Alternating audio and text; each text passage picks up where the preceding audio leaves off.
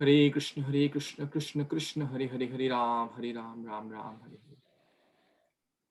Guruve Gaurachandraya Radhikaya Tadalaya Krishnaya Krishna Bhaktaya Tad Bhaktaya Namo Namaha. Namaha Pankajnabhaya Namaha Pankajamalini Namaha Pankajanitraya Namaste Pankajangriye. Krishna Varnam Tusha Krishnam Sangopangastra Parshadam Yagge Sankirtana Prayajanti Sumedasa. Mukam Karoti Vachalam Pangum Langayate Girinyat Kripatamaham Vande Shri Guru Dinatharinam Paramananda Madhavam Shri Chaitanya Ishwaram.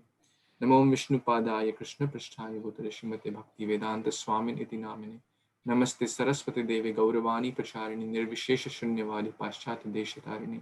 Jai Shri Krishna Chaitanya Prabhu Nityananda Shri Advaita Gadadhar Srivasadi Gaura Bhaktarinda. Hare Krishna Krishna Krishna Hare Hare. Hare Ram Ram Ram Hare Hare. Hare Krishna. So thank you again for joining. I hope it's clear now. It's okay now. Good, good. So let's first take some thoughts or from the last reading. Anyone remembers what we read last time or what we discussed till text number 36? Would someone like to share? What was the critical points discussed in the last session? Anyone remembers? Yes, Vedi, please.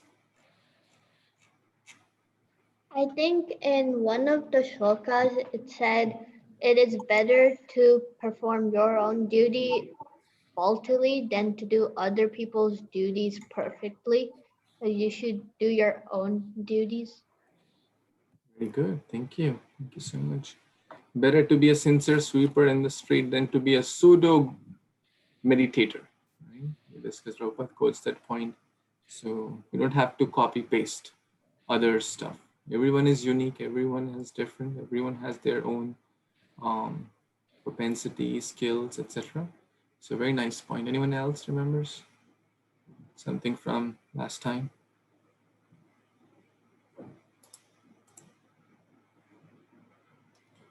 Prabhuji, I think I remember your point. We mentioned like renunciation should be off the work. It should be not off the work. It should be in the work. Like work in devotion, not for the fruitive results. Very good. Thank you. Thank you so much. Renunciation should be not off the work, but in the work, internal. So very nice. So now we are at the last acronym or the last alphabet of the acronym TREE. That's Bhagavad Gita chapter 3. The first few verses talk about Tyaga or renunciation, then the different step-by-step rungs of the yoga ladder. And then we have the example. No matter, even if one is self-realized completely, one should follow the example. One should be exemplary because the ordinary people will follow the example. Like even Krishna says, I also do the activities, although I am not bound because I am the Supreme Lord. Like we discussed the example of CEO. CEO can park his car anywhere in the building, but generally he'll park at the right spot. Once in a blue moon, he will park at a different spot, but no one can say anything to him. Similarly, the police will also follow the traffic rules, but in case of emergency or some other critical situation, they can jump red lights and they can speed over, etc. So we discuss all those points. Now Arjuna is asking this question here, O descendant of Vrishni, by what is one impelled to sinful acts even unwillingly as if engaged by force? So we discussed this point last time and we stopped at the question. So now we will move to the answer. And this is the last E, T-R-E-E. The last E is the enemy of soul. What is that E, that enemy of soul, which Arjuna is asking? And from text 37 till the last verse, which is, I believe, 43, we will cover today. What is that enemy?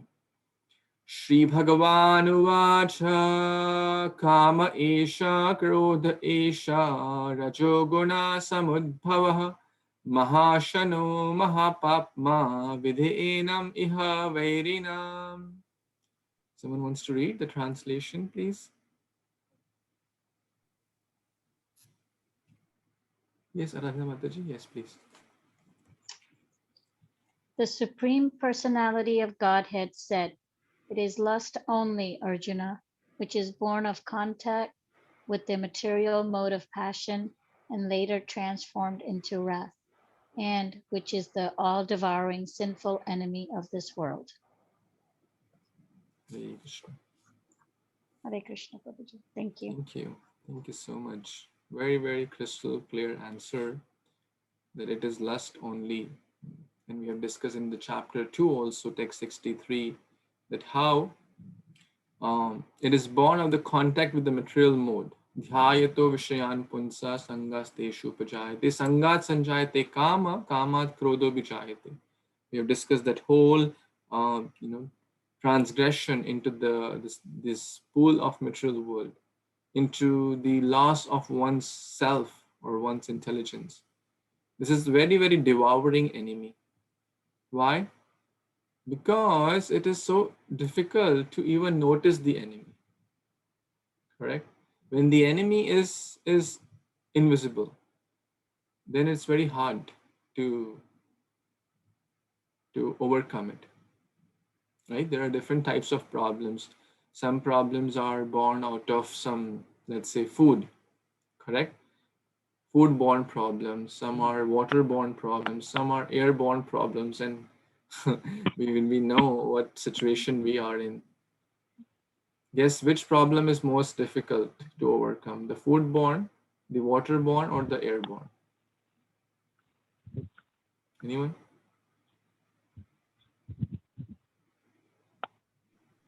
Airborne is the serious one. Yes, airborne, and that's this COVID is. That's why the whole world is in such a difficult predicament. Correct? Because changing, okay, food poisoning. Don't eat the bad food. You will be safe. It's easy to identify. Don't eat outside. Easy to identify. But if something is unknown, it's hard. Now, still it's airborne, still it's gross, right? It's a very fine particle, but it's a gross particle. But these are even more subtler. Even with the finest of the microscopes, can we see lust in a physical form, like how we can see probably the coronas, the doctors and the scientists can see the corona particles, right? You can correct me if I'm saying anything wrong. They are microorganisms, but they can see these airborne particles. Not with a naked eye, but with some special instruments, they can see those. But can we see lust? Can we see anger? And lust is even more subtler than anger. Anger can be, when a person is really angry, we can feel through the expressions, we can feel through the facial expressions or the tone of the voice, etc. But lust is even more hard to identify. What to speak of in others and our own self. And we will see lust is not just let's read a few points from the translation or the purport. I want to come to this point here. Yes. Can someone read from here a few lines here, this section? Yes. Akshay, Prabhu?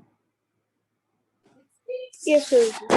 The Supreme Personality of Godhead expanded himself into many for his ever-increasing spiritual bliss, and the living entities are part and parcels of this spiritual bliss. They also have partial independence, but by misuse of their independence, when the service attitude transformed into the propensity for sense enjoyment, they come under the way of Thank you. Thank you so much, Prabhuji. So we'll see different definitions of lust. There are multiple ways we can define lust. One definition is to desire to enjoy senses. correct? In unregulated way. Eat what you want, do what you want, drink what you want. This is also lust. Lust is not just attraction to opposite sex. That's also one form of it, but it could be excessive attachment to anything. One definition by Srila Bhakti Thakur, as we just read, Lakshay Prabhu read, the misuse of one's independence or one's free will. We have minute free will, whether to serve God or to serve one's own mind and senses. Correct? We have a choice. So if we serve our own mind and senses, that is kama or lust. Atmendriya priti vancha tare bolikam, Krishnera priti icha dhare premanam. Atmendriya priti vancha. When the desire to satisfy one's own senses is kama or lust. It could be the eye sense, it could be the hearing sense, it could be the speaking sense, any sense. There are so many knowledge acquiring senses and action senses, and etc. Any desire other than to serve Krishna is actually lust. So it may be a little heavy, but this is what our acharyas and scriptures are teaching. So it's not just the attraction to opposite sex. That's certainly one form of it, but it is quite deeper. And it's very hard to identify. We'll see where to identify and where is it found. So any desire other than to serve Krishna. That's the third definition. And the fourth definition is identifying oneself, that's myself, with the body, or things in relation to body. This is my car, this is my property, this is me, my wife, my guru, my I, me, iPhone, iPad, so everything I. Ahankara vimurada. I am the center of the world. Aham bhogi, aham ishwara. I am the controller, I am the master. This is also, in one way, lust. So in short, only this propensity is which impels us to keep doing things even though we may not want to do. Lack of spiritual understanding and absorption in self-consciousness, not Krishna consciousness. So if one is sincere, we will see how to overcome these propensities as well. But for now, we will move to next verse.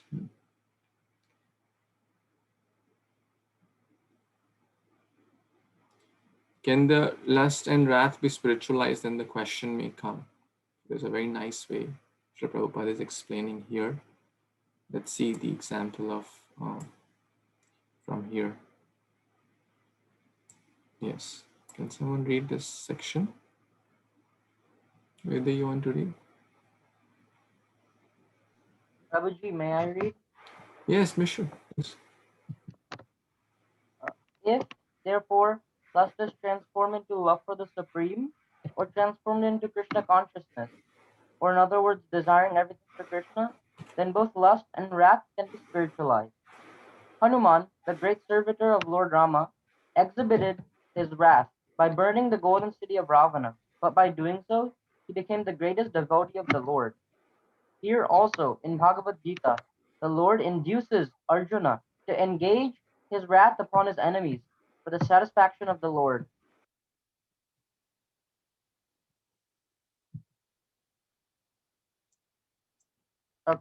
Therefore, lust and wrath, when they are employed in Krishna consciousness, become our friends instead of our enemies.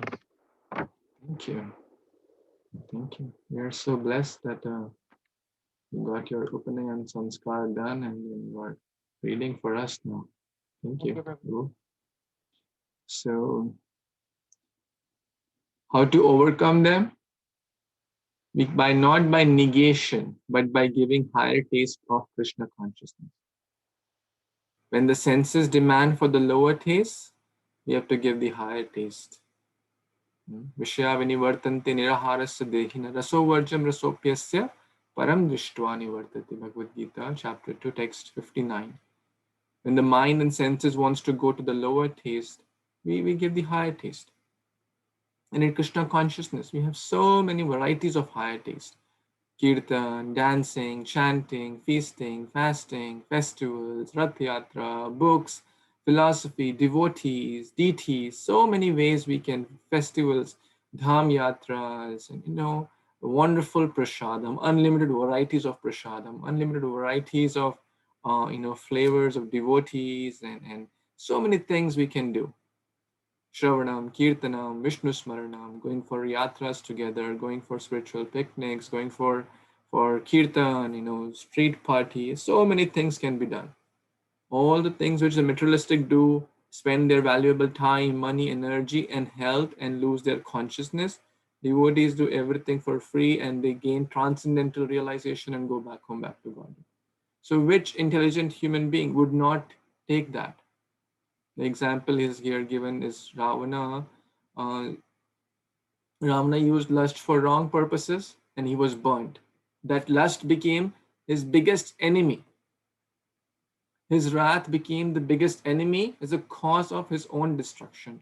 Whereas Hanuman used his lust transformed into spiritual love towards Lord Ram. Lust, when transformed or spiritualized, is love, pure love to the Lord and to the Lord's devotees. Not in a selfish way, but a selfless way. He had pure love towards Lord Ram, and he used that to become a true servant, and he used his wrath to destroy Ravana's golden city. So in that way, that became the best of the friends, because he controlled it or engaged in a higher purpose. Ravana, rather used for a lower purpose, became that same wrath, and lust became the cause of biggest degradation. So let's read the next verse, text 38. Yes, Nandini Mataji, you want to read this one? Yes, Rodanda Pranam. Dhumrena triyate vahanmir yatha darsho malena cha yatho blena vruto garbhas tatha tene damamrutam avrutam. Translation by Prabhupada ki jai.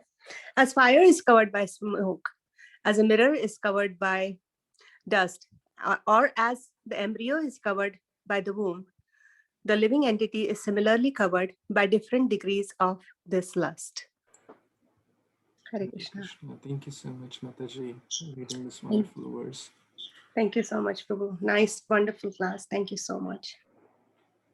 So in this wonderful verse, the Supreme Lord Krishna is explaining the different degrees of lust. What's the first example? Fire covered by smoke. The next example is mirror covered by dust. And the third example, embryo covered by the womb. Now, if we go in a relative, all of these are coverings, correct? You all agree with that? All of these are coverings. But one is a thicker covering, right? Is the embryo covering, the womb covering the embryo same as fire covering the smoke? Sorry, smoke covering the fire? No. The smoke covering the fire is a much milder covering. Therefore, that covering is called mridukama. Right? There are three layers: mridu kama, madhyam kama, and tivra kama. Mridu, madhyam, and tivra. Tivra means intense. So the first covering is representing the human beings. They are covered with lust.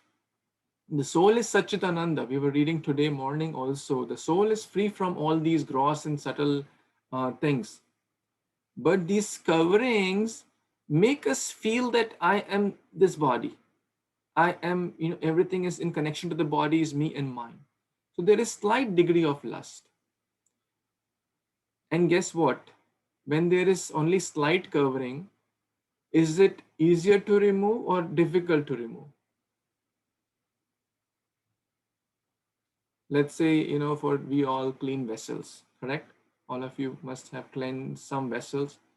when the pot is thickly, sometimes you're making something and you forget, and then there is a very thick layer of burnt something, right? Has anyone experienced that? A thick layer at the bottom, and right, I have certainly experienced that.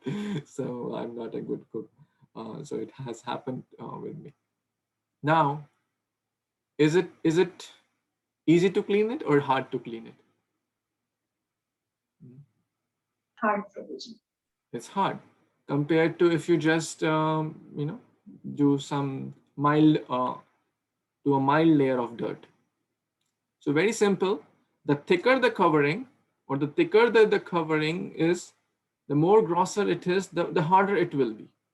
So similarly, in this example, the human, the first analogy, the smoke covered by the fire, the smoke covering the fire, is representing humans, mridukam. The lust is there, but compared to others, the dust covering the mirror and the womb covering the embryo, that represents trees, and the dust covering the mirror represents the animals. So the degree of lust is much higher. That is called madhyama, medium. So the chance, now the thicker the covering, the less the chance to overcome it, correct? Therefore, in the animal species, it's harder to overcome the lust. Therefore, we don't see any or many, very, very rarely we see in the scriptures that this animal got self-realization, right?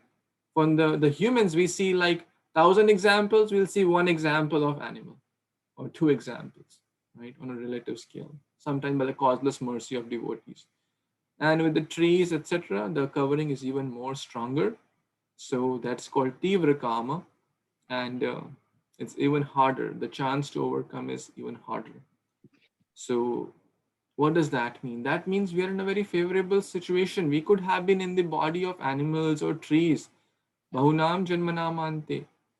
We have covered Durlabho Manusho Deho. This human life is very rare after millions of lifetime as animals, trees, and different birds, insects. There are so many species, 88.4 million types of species are there. আচ্ছা না আমার করতে কোনো সমস্যা নাই Please keep your phones on mute. So out of millions of species, getting human species is no joke. But we are all so fortunate and blessed to have that, isn't it? Now that we have a very high chance of spiritual success or accomplishment, because we are in human body where the covering of lust is there, but it's mild compared to the others. So we should use this opportunity, this junction, to fully become Krishna conscious. And how can we do that? By practicing the process of Krishna consciousness. So we'll read this example here. Prabhupada's words from this. Would someone like to read this part? Avinashji, you want to read? Hare Krishna, everyone.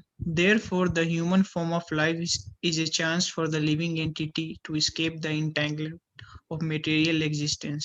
In the human form of life, one can conquer the enemy lust by the cultivation of Krishna consciousness under able guidance. Hare Krishna. Thank you. Very nice.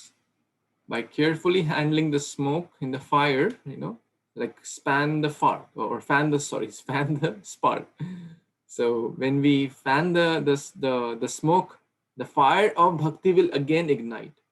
But if someone is covered with lust, how can they help the other person covered with lust? So therefore, we need able guidance of senior Vaishnavas, spiritual master, the expert, who can help us to cultivate that fire, to reignite the dormant fire. It's there. It's not that the soul is Nitya, Satchidananda, eternal part and parcel of the Supreme Lord. But when that covering is gone, the natural propensity will reignite. It's, for example, let's say the iron particle. Right? Imagine a piece of iron. Iron has a natural propensity of magnetism, correct? When the magnet, when the iron is close to the magnet, let's say this is magnet, this is iron, it will naturally attract, correct? You all agree? It will naturally attract. But if that iron is, let's say, covered with this rust, right? It won't be attracted. Has it lost its magnetism? No. All we have to do is scrape off that covering of rust, of lust. Then when the covering is gone, then naturally the iron will attract to the magnet. This is why we are here. Cheto Darpana Marjanam. By chanting the holy names, our heart will be cleansed and natural Krishna consciousness will rekindle. So bhakti is a natural thing. This is not an unnatural process. All we have to do is rekindle that and shave off that lust, remove that lust. Let's see the next verse. Someone want to read this one? Sampada Mataji, you want to read? Yes, Prabhuji, thank you. Avritam jnanam etena jnanino nitya vairina kama rupena kaunteya duspurena lena cha. Translation. Thus the wise living entity's pure consciousness becomes covered by his eternal enemy in the form of lust, which is never satisfied and which burns like fire. Hare Krishna, Prabhuji, back to you. Hare Krishna. Thank you so much. Very nice. It is Nitya Vairi. Nitya Vairi means eternal enemy. It's never satisfied. Very, very important. Never satisfied. Dush Purena. Some people think, oh, if I satisfy my senses, then they will naturally calm down. And they make their own acronyms or their own so-called quotations. Like they say that if you keep enjoying your senses, then that will lead to samadhi. Sambhog se samadhi. By enjoying senses, you will be liberated. Because everyone, the bogus gurus say that, and the blind followers, we were reading, blind leader, blind follower, they want all these things, which a conditioned mind wants. A conditioned mind does not want to hear, oh, why are you saying me to not gratify my senses? But even from a material perspective, health perspective, spiritual perspective, consciousness perspective, from any perspective, if we analyze this situation, no one is happy after sense gratification, selfish sense gratification. I was just hearing, the science has proven that if someone is watching wrong content on the internet, etc., which is available in tremendous amount these days. One lady made this bad kind of magazine, and you will be amazed how much revenue she's getting. 400,000 in royalty for an ebook because of the sales of that magazine. So can we imagine where the world is going in the consciousness? Because everyone wants that. And therefore, we discussed that 99.99% of the people are just going this is the Nitya Vairi is killing us. This is a much bigger problem than any other problem. This corona is a very actually tiny problem. It is a situational problem. But this overcoming these enemies is a much important thing in life.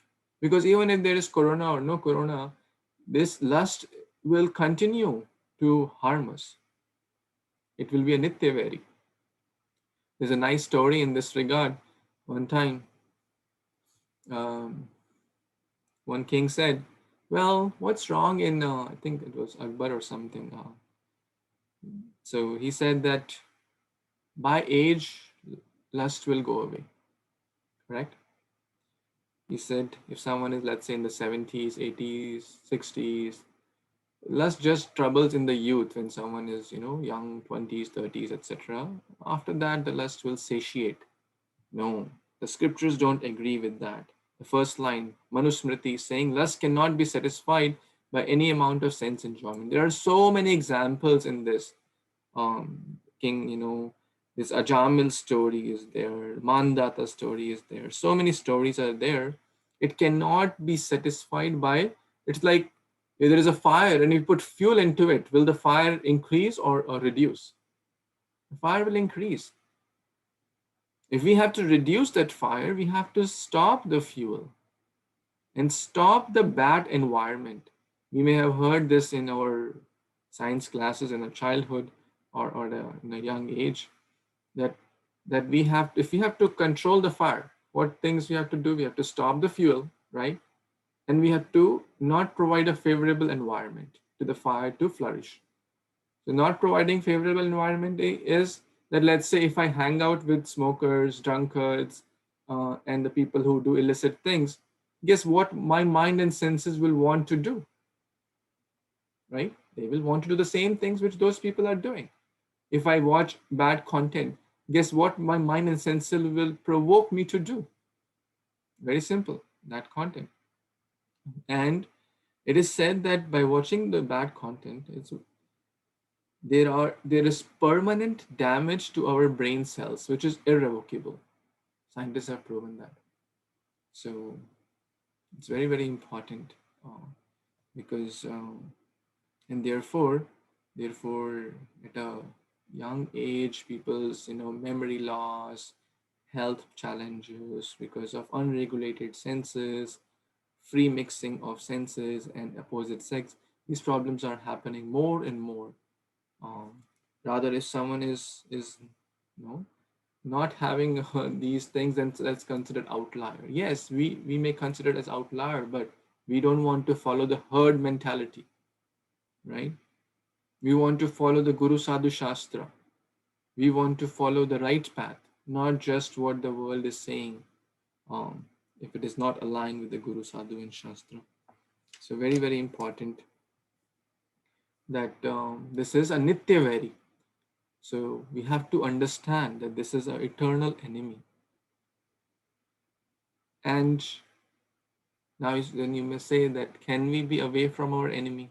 Let's say if my enemy, let's just example, if my enemy is XYZ person, then I can be, if I'm 1,000 miles away from him or her, then I'm pretty much safe, right? You can say that if I'm way far.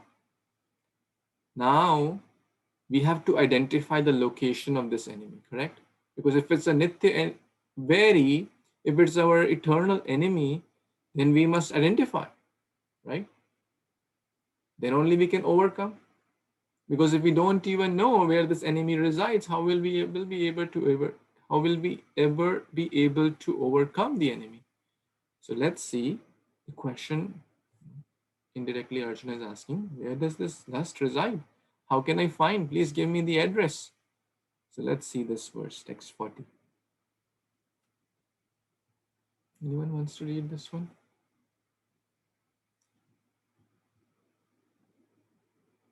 Yes, Vidhi.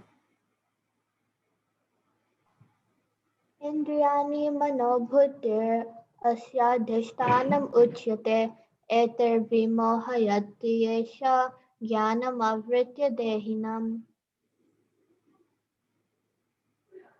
Translation: the senses, the mind, and the intelligence are the sitting places of this lust. Through them, lust covers the real knowledge of the living entity and bewilders him. Hare Krishna. Hare Krishna, thank you. So now Krishna is giving the hideout, the hideout for lust. What is that hideout? The senses, the mind, and the intelligence. So they have the lust. The enemy has captured, Prabhupada is writing, different strategic positions in the body of the conditioned soul. So we have to be very, very careful. Intelligence is the next door neighbor of the soul. And lusty intelligence influences the spirit soul to acquire false ego and identify with the matter. We discussed that. Identifying with the body is, and then we may have discussed this analogy multiple times. Like the intelligence is like just imagine the five horses, the five senses are like the chariot, the horses in the chariot. They're very wild. They want to run in different directions, hither and thither. They want to drag the chariot in the way they want to go. But the reins, the lagam, is the mind, which connects the senses, which is like the link between the senses and the intelligence. The intelligence is the chariot driver, correct? The chariot driver is the intelligence. So all these three is kind of a tag team, like a trio team they have. So if the intelligence is strong, that means positively nourished by spiritual consciousness, Krishna consciousness, will the senses be able to go in the direction they want to go? No. Sometimes you may have seen people walking their dogs, right?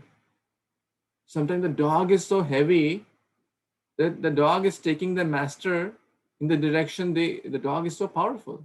And the child may be walking the dog, but the child does not have that strength, right? So is the dog pulling the child or the child pulling the dog? Are you able to relate this example? You have all must have seen that kind of thing, right? Somewhere, because in US especially, so many people walk their dogs here.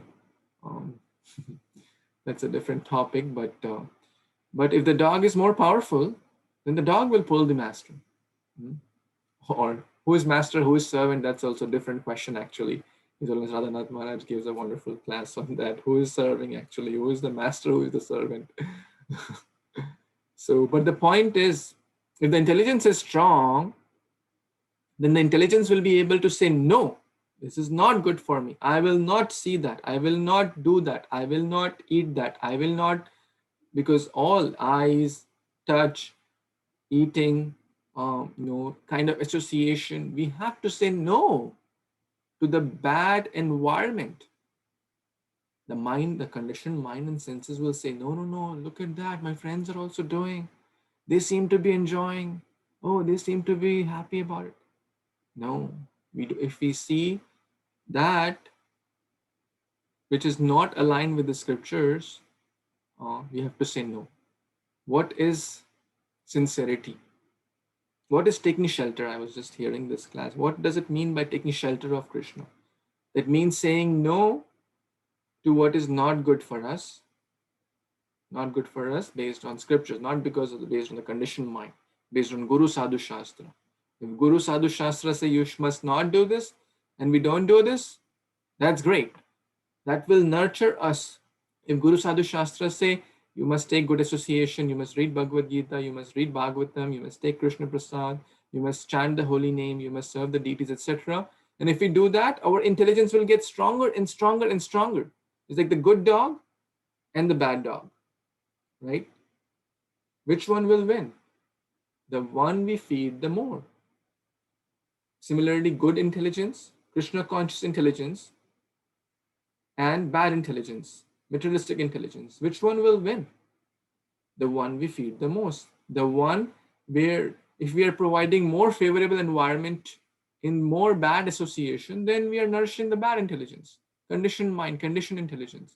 So we have to nourish the good dog. Even if there are sometimes unknowingly we in a situation where there is a provoking situation, the good intelligence will be so strong, it will say, no, it's not good for me, right? My guru is watching me. Srila Prabhupada is watching me. Devotees are watching me. Krishna is watching me. So we'll be able to say no. Ajamil also saw something inappropriate. He was a very, very nice devotee. But at that time, he said no externally. Externally, he said no, came back. But in the heart, he kept lingering on those thoughts. Dhyayato Vishayan Punsa. Oh, how I wish I would also in that position. It would be so nice and blah, blah, blah. And then it led to that degradation, lust, anger, greed, attachment, buddhi nasha, etc. So saying no to the bad, saying yes to the good. This is bhakti. This is text 40. And intelligence, mind, intelligence, and the senses are the places. So we have to be careful. What are they demanding? Are they demanding something from the conditioned lusty desires? Or are they really, is it the voice of the bad dog, or is it the voice of the good dog? Because we cannot be physically away from this. Can we be physically away from our mind and intelligence? Right? What do you think? Can we say, okay, mind and intelligence will keep you 1,000 miles away, so you don't bother me?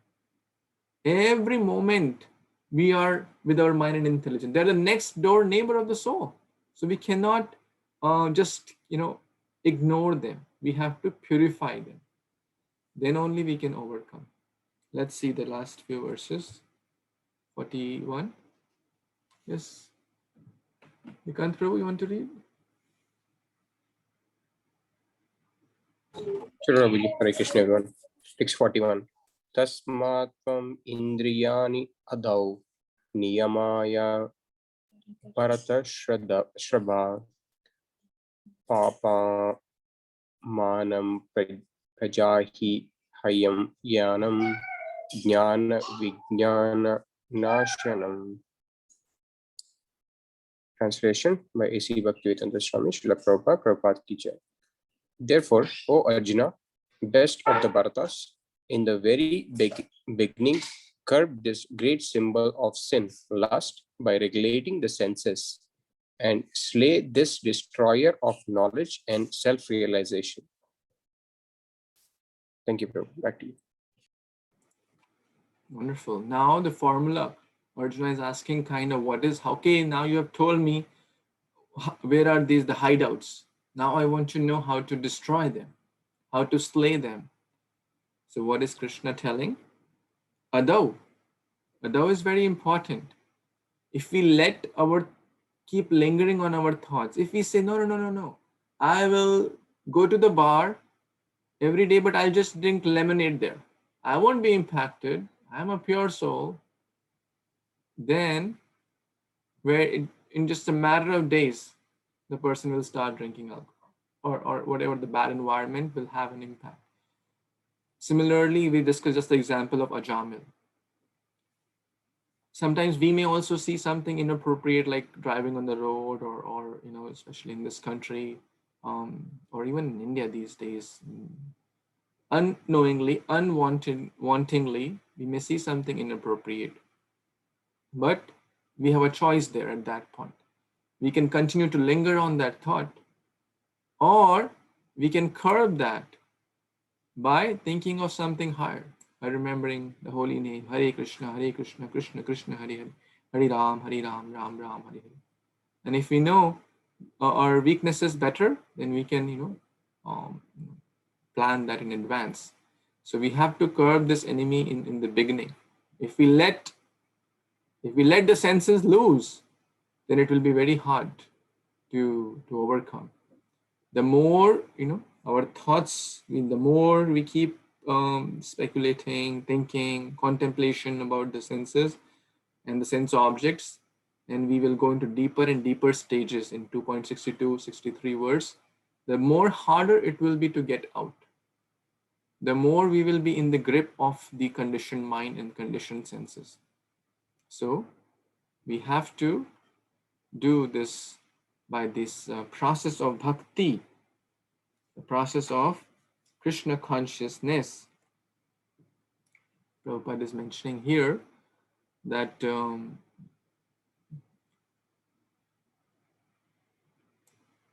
yes, let's read this portion. Yes, from here maybe. Someone wants to read? Yes, Megha Mataji, you want to read this section? Hare Krishna. Nonetheless, Krishna consciousness is so powerful that even a late beginner can become a lover of God by following the regulated principles of devotional service. So, from any stage of life or from the time of understanding its urgency, one can begin regulating their senses in Krishna consciousness. Devotional service of the Lord. and turn the lust into the love of the God, the highest perfectional stage of human life. Thank you, Hare Krishna. Thank you so much. So no matter whatever our age is, no matter whatever our current situation is, everyone can follow the process of bhakti. Srila Prabhupada came to United States, some were in 20s, some were in 30s, they were mostly in their youth, but they were doing all sorts of wrong things at that time, most of them. But by following this process of regulative principles, this is called the Vedhi Bhakti, there are certain do's and don'ts. They're not to kind of choke us, they are to liberate us actually. Therefore, they're called the regulative principles of freedom. They're not to inhibit, they're but rather to help us. For example, if the child is putting hand in the fire and the father says, hey, don't put hand in the fire, is the father choking the child or hampering the independence of the child, but rather trying to help the child? Similarly, intelligence is like the bodyguard, correct? Bodyguard. So like let's say some big people have these bodyguards, correct? They're supposed to protect, right? They're supposed to protect that influential person, let's say the president's bodyguard or prime minister's bodyguard. But what if the bodyguard is corrupted? What do you think?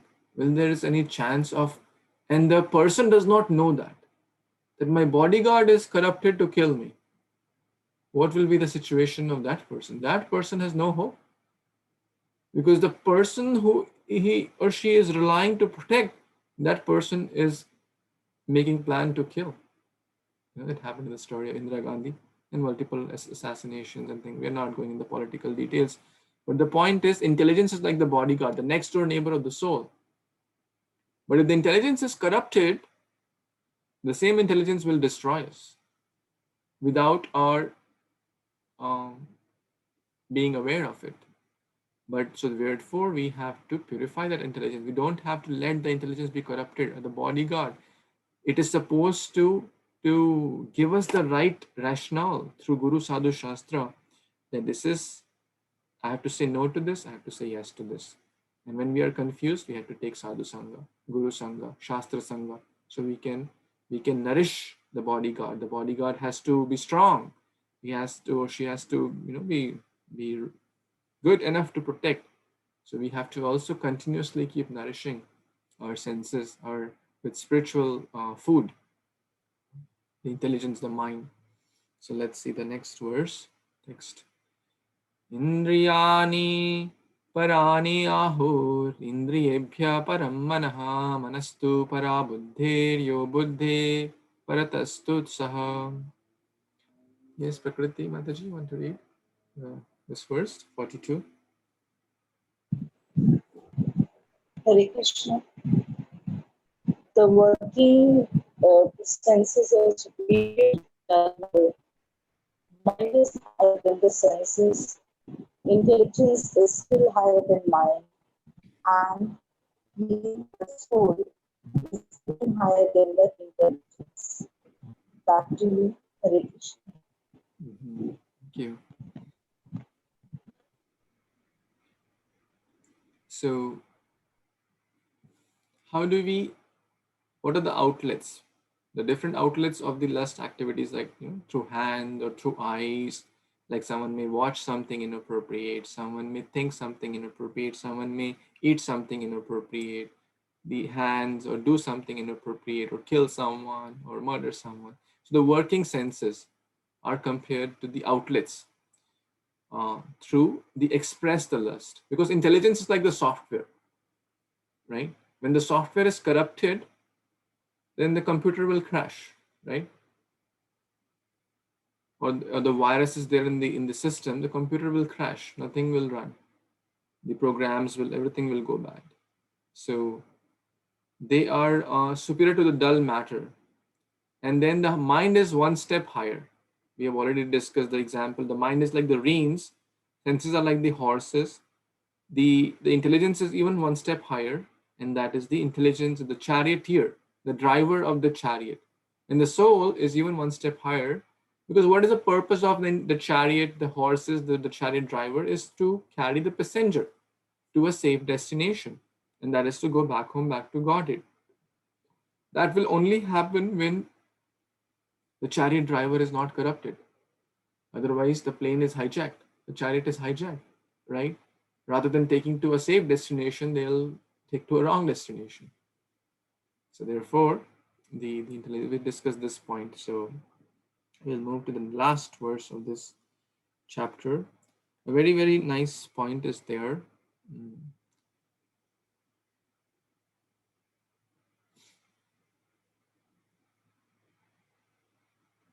Neophyte spiritualist is generally advised to keep aloof from this objects of the senses. Very nice point. But aside from that, one has to strengthen the mind by the use of intelligence. So both the points, we discussed this example. We have to stay away from what is sincerity.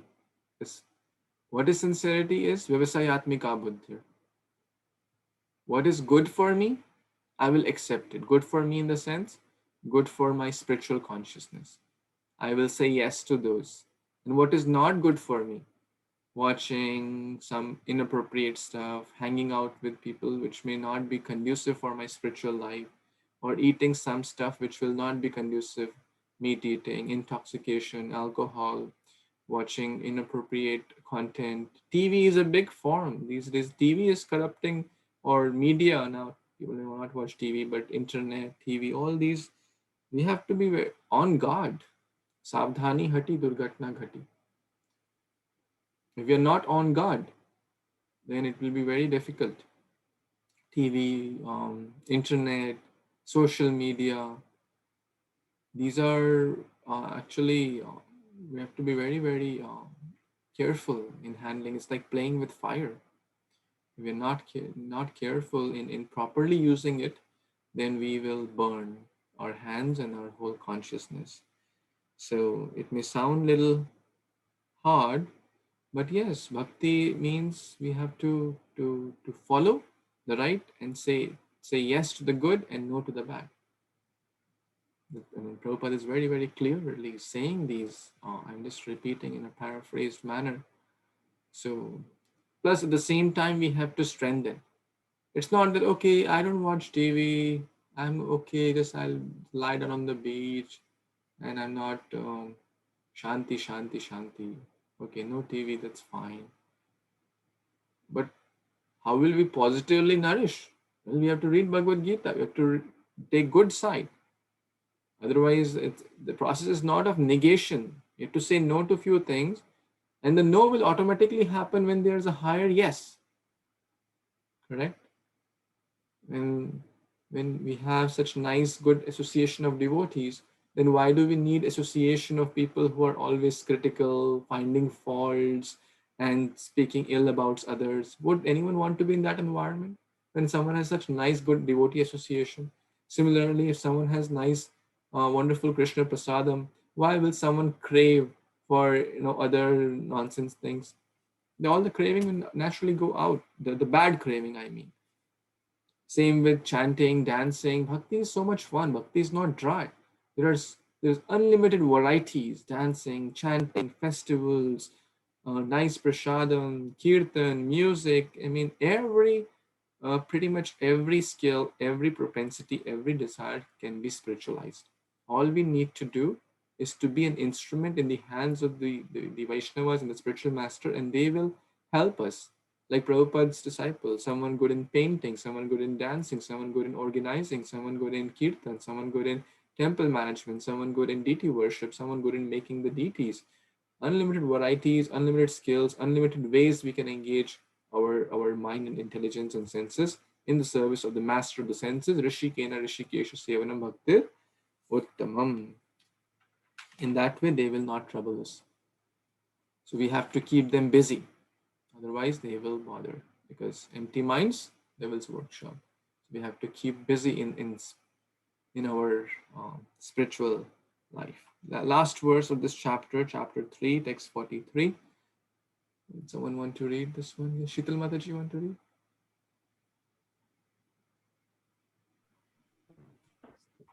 Hare Krishna, everybody. Evam buddhe param buddhva samstabha yat manam atmana jahi shatrum mahabaho kama rupam durasadam. Translation. Thus, knowing oneself to be transcendental to the material senses, mind, and intelligence, O mighty armed Arjuna, one should steady the mind by deliberate spiritual intelligence, Krishna consciousness, and thus by spiritual strength conquered the insatiable enemy known as lust. Hare Krishna. Thank you so much, Mataji. So Krishna is just concluding in the last verse what the points we discussed pretty much here, that we the soul, are above or transcendental to this mind, senses, sense objects, etc. So how do we overcome lust? By saying no to the bad, accepting the good or spiritual intelligence, nourishing the spiritual intelligence by following the regulative principles of freedom.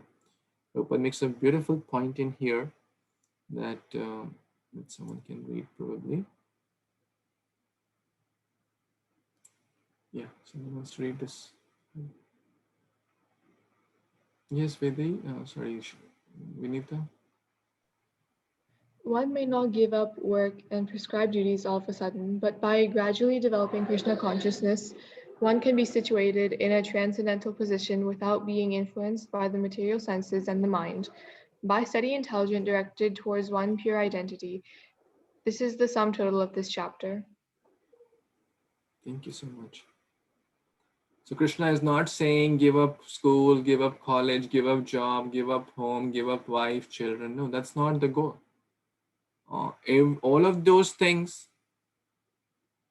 in the right consciousness can be very, very conducive for bhakti. In chapter 7, text 11, 7-11, you all see 7-11s, right? You can remember this verse when you see 7-11. Balam balam vatam chaham kama. What's that verse? Kama vivarjita dharma vriddha bhuteshu kamosmi bharatarshavaha. That I am the sex life which is not contrary to the religious principles. We discussed this point that out of the 12 Mahajans, 7 Mahajans were in the Grihastha ashram. That means they had family, husband, wife, children, etc., kingdom. We're talking about Satyavrat Muni in the Bhagavatam series. He was a Raj Rishi. That means he was not just a king, he was a saintly king in the Grihastha ashram. So the point is, we have to gradually overcome the lower taste by developing higher Krishna conscious taste. It's a gradual process. This is a steady process. And in that way, one will not be troubled. If one is following the regulated principles of freedom under the guidance of Guru Sadhu Shastra, then these enemies will not trouble. Rather, the intelligence will be so nicely nourished. It's like vaccination, right? We have discussed this point, reading Bhagavad Gita, association of devotees, sadhu sangha, chanting of the holy name is vaccination to protect us from the attacks of lust. So when the attacks of lust happen, for example, in any way, if the friend says, oh, let's go for that new wine has come in the town, and I will pay it for you. It may be tempting, or so something else may be tempting. We have to see what is our weakness, so we have to be extra careful there. So the greatness is tested in provoking situations. But when we have the vaccination of sadhu sangha, regularly reading, hearing, then we'll say, no, sorry, you carry on, I'm good here. Saying no will give us more strength, more spiritual strength.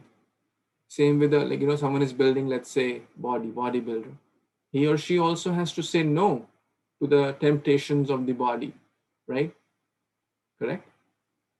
Because if the person, like, let's say, eats anything they want, and for even building the physical muscles, they have to they have to say yes to the things which are conducive: exercise, routine, hard work, etc. Right? Proper diet, or they have to accept a certain food and not take certain food. They have to also say no. How much more is that required for building our intelligence, which is much more subtle? Building of something physically is easier because it is perceptible, but this intelligence, overcoming lust, this is more subtle, very subtle. So we have to sincerely try, and when we try sincerely, we will see this is not just a fairy tale process. And I'm sure those who are sincerely trying the process of bhakti can feel it. Pratyakshavāgamam dharmyam susukham kartum avyayam. This process is very much perceivable by direct sense perception, actually. One can feel that, yes, my spiritual strength is growing. I'm easily able to say no to the bad demands of the mind. Earlier, I was so tempted to eat this or to watch this or to do this, but now I'm so happy in just the lifestyle, the Krishna conscious lifestyle I have, the Krishna conscious friends, the Krishna conscious books, the reading, hearing I have. I'm so happy with it. So I'll just conclude by again coming to this point. There are 5 types of consciousness. One is the achadit consciousness, completely covered. It can relate to the trees, completely covered. Then is the mirror example, the animal mystic consciousness, which is called sankuchit consciousness, partially covered, Tivrakama. Then is the one step higher, which is called the mukulit consciousness, which is the budding consciousness. So the covering is there, but it is not that intense. So 3 here. If I have to write here, yeah. Okay. Anyways, I think you're getting the point. So the third is the human level, or the conditioned human being. Then when one continues to follow the process of bhakti, comes the viksit consciousness, or the blooming. From the bud, it keeps to blossom. So the blooming consciousness. So what's happening here?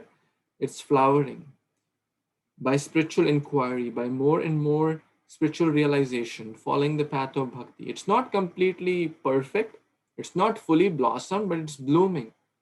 The Bhakti Lata beach is expanding. That's called the Viksit consciousness. That's kind of the stage of a sincere sadhaka. One is the third, the Mukulit consciousness is the stage of a conditioned soul who has the choice to inquire. Athato Brahma Jigyasa. Only human life provides the choice. Animals can't ask, well, can I come for your Bhagavad Gita class? Can I chant the holy name? Can they ask? Can they have the option to join? Pretty much no, right? Maybe once in some kind of arrangement may happen. They may be sitting in a pandal program where Bhagavatam, but generally no, right? They don't have that choice. But humans have the choice of spiritual inquiry, of asking, why am I suffering? Why things are happening to me I don't want? Why I'm losing my dear one? Why I'm getting disease? I didn't pay for this disease. I want it to be free from these. Why? What is the goal of life? Is there death? Why is death coming to me? I don't want death. So all these are questions which one should inquire. Athato Brahma Jigyasa. Tad Vijnanartham sa Guru Meva Vigachet. And for those, one should approach the spiritual master, not any Tom, Dick, and Harry. Then it will, if one sincerely follows, it will blossom, keep blossoming, and then finally one will come to the Purna Viksit consciousness, or fully blossomed consciousness. That is the consciousness of a pure devotee, which you're all aspiring for, to get Krishna Prema, or pure love of Godhead.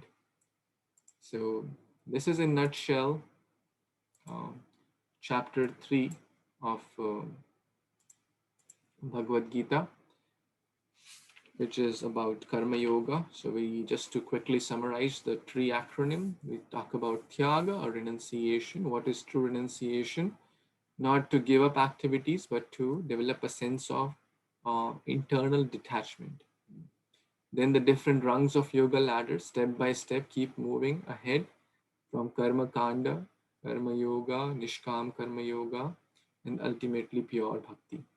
And then, even if one is, one has to follow the example, one has to be a good example. Everyone is leader in their own way. Leader for one person or 1,000 or 1 million, that may be different, but everyone is leader. So one has to be a good example. And then we discussed about the lust today, the enemy of the soul, eternal enemy of the soul.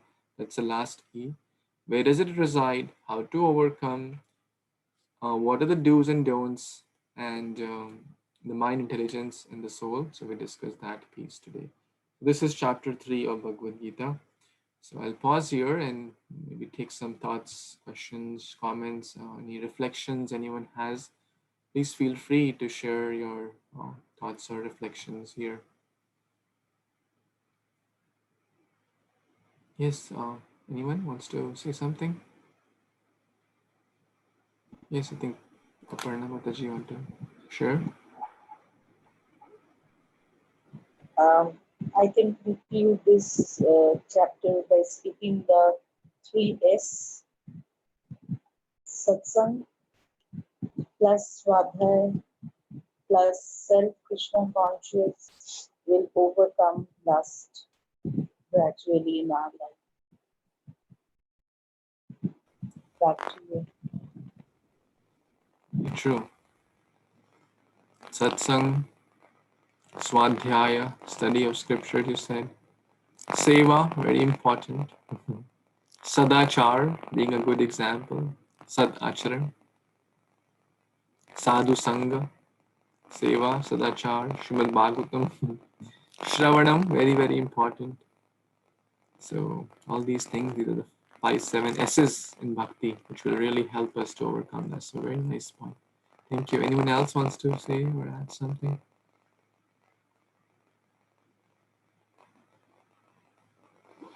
Any questions, corrections?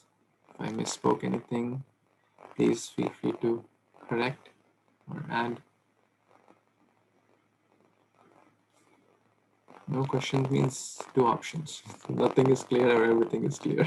And generally when I'm speaking, that the first option is actually the most common path. So yes, I think Shubha wants to say something, please. Hare Krishna Prabhuji. Thanks. You have very nicely explained chapter 3. It was very enlightening. Srila Prabhupada said that it's literally impossible in this material world not to be attached.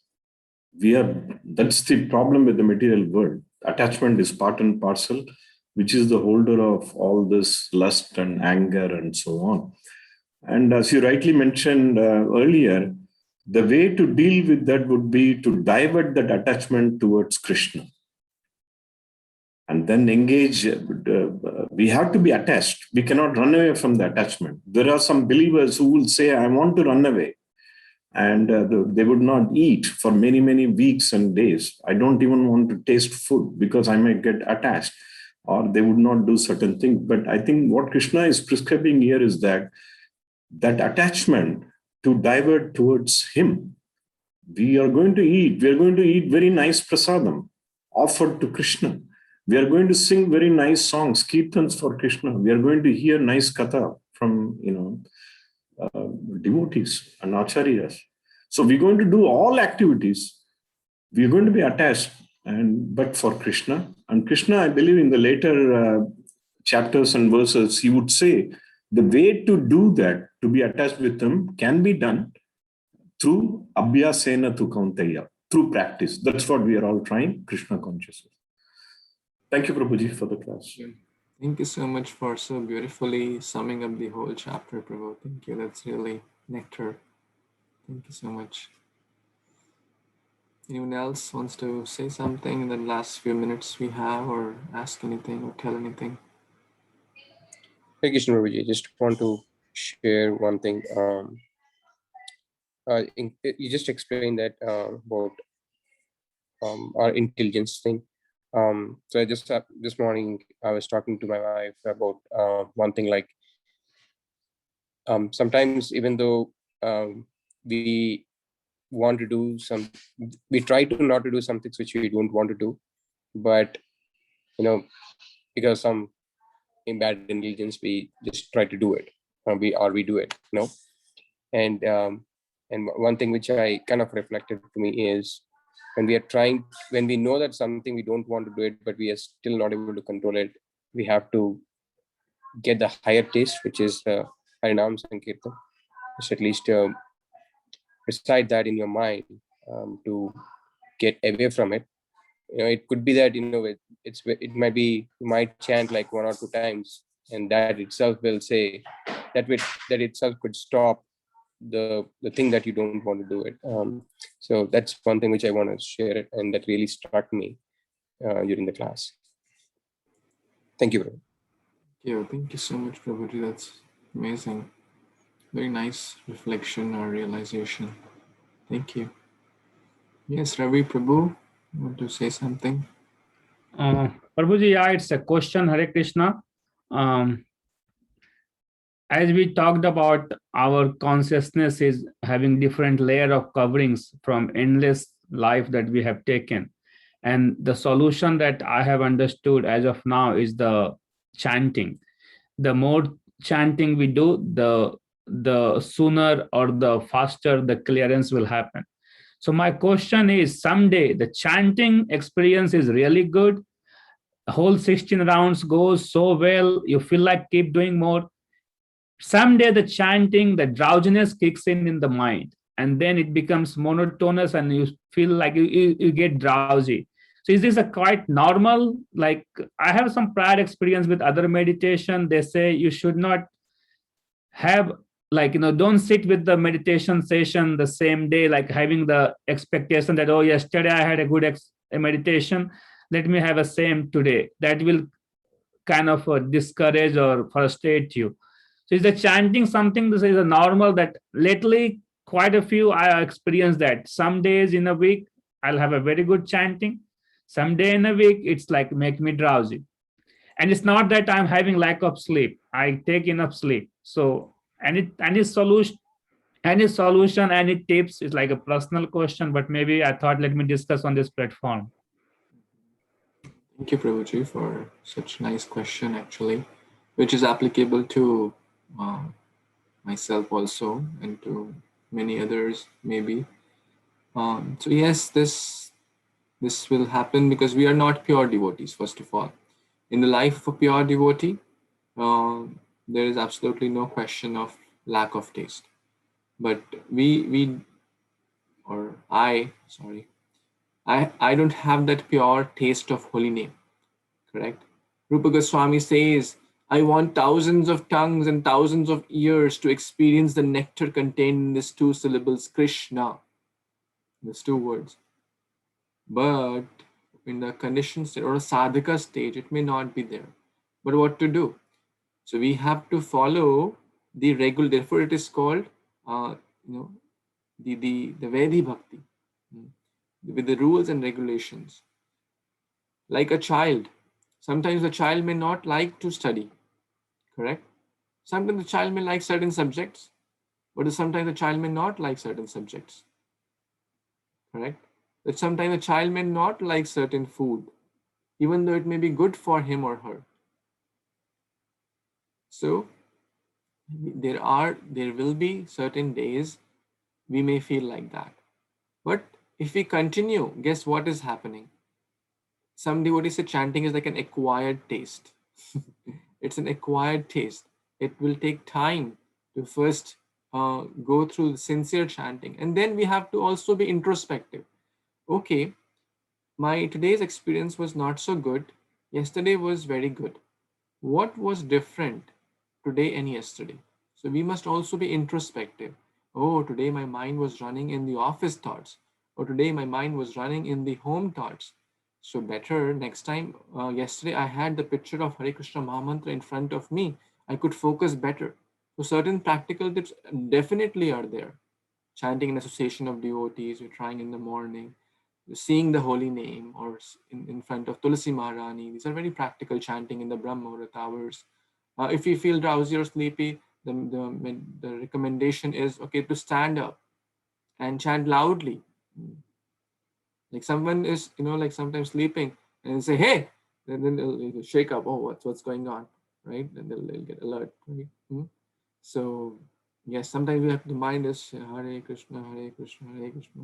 And then somebody will say, Hare Krishna, Hare Krishna, Krishna Krishna, Hare Hare, Hare Ram. Back to back. We have to get back to, oh, I'm chanting. Oh, I should focus on chanting, not thinking about the office, not thinking about the home or cooking or whatnot.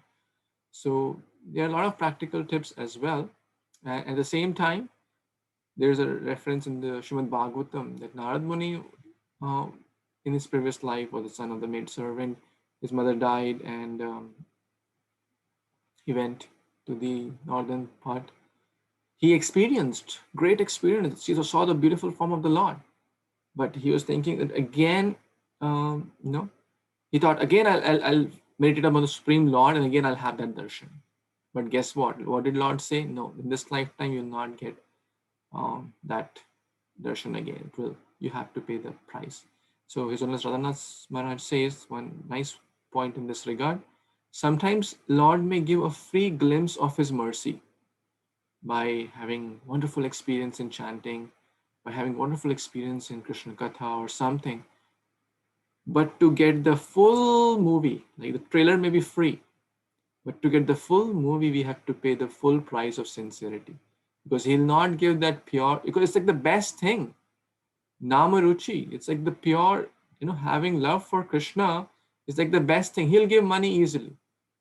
He doesn't even bother, like demigod, okay, you take care of these. They're asking for alpavad, antavantu phalam tesham. Material things, okay, you want some money. My department people will give you. Okay, I'll give you that. He said, you want that? Okay, take it. But if you say, I want you, Krishna, then one has to show that sincerity, eagerness, enthusiasm, perseverance, patience. Then Krishna will certainly. So we have to keep persevering with taking shelter of devotees, shelter of the holy name, and the practical tips are also there as we discussed. I can share some more after the class. There's a nice article, multiple articles are there, how to chant properly. But recently also we asked this question to His Grace Vaisheshika Prabhu to be attentive, right? To be attentive when you're chanting, to be what am I thinking of? Am I thinking of the holy name, or am I thinking of my boss or my neighbor? So we could be thinking of million things, but to be attentive is a secret to strengthen relationships. So hope that is helpful. Yes, Prabhuji, thank you. Yeah, just wanted to refresh all that I've been hearing. Thank you for helping refresh my own self. Any other last comments, additions, questions before we pause? Okay, so it's perfect 7 p.m. Eastern. So we will pause here and continue with the 4th chapter. For those who are reading, I encourage to please keep your reading on and read in advance and read later also. If really, so read the next 10-15 verses. And if you haven't read the 3rd chapter or till the 3rd chapter, I encourage to please read or reread. There is nothing better in life than to read Shastras. It will really strengthen our intelligence in Krishna consciousness. So we'll pause here and continue next week. Srimad Bhagavad Gita Upanishad ki jai, Shri Prabhupada ki jai, Samavita Gaura Bhaktivinoda ki jai. Vanchakalpatarubhyascha kripa sindhubhya eva cha patitanam pavanebhyo vaishnavebhyo namo namah. Thank you so much. Hare Krishna. Hare Krishna. Hare Krishna. Hare Hare Krishna. Thank you, Prabhuji. Vibho. Hare Bol.